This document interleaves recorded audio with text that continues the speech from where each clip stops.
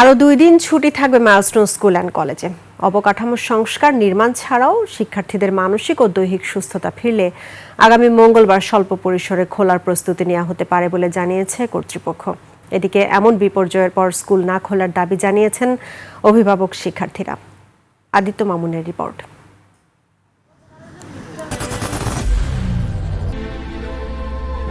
I am Ox.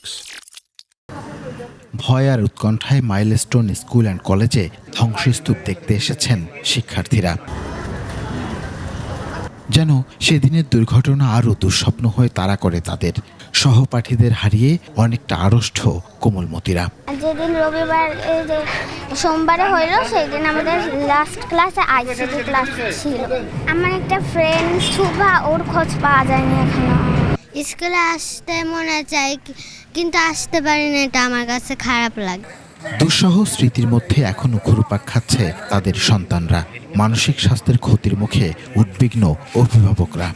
মানসিকভাবে চেষ্টা করছি কিন্তু তারপরেও বারবার আপনার মনে পড়ছে এই কথা। যাদের বাচ্চা আছে বিশেষ করে তাদের সবারই মন ভেঙে গেছে।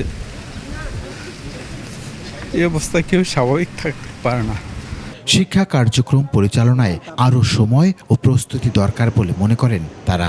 পড়ালেখা ঘাটতিটা হচ্ছে এই জন্য, কিন্তু এখনই একদম খুলে দিলে আসলে কেউই নিতে পারবে না। আসলে সবাই এখন মানসিকভাবে অনেক ভেঙে পড়ছে। 1-1.5 মাস পরে যদি স্কুল আরম্ভ হয় তাহলে আমি মনে করব যে তাহলে স্টুডেন্টরা একটু পড়াশোনায় ভালোভাবে ফোকাস করতে পারবে আর ওই দিনের দৃশ্যটাও একটু ভুলার একটু ট্রাই করতে পারবে। রোববার সীমিত পরিসরে স্কুল খোলার কথা থাকলেও আরও 2 দিন ছুটি ঘোষণা করা হয়েছে। আদিত্য মামুন, 21 টেলিভিশন।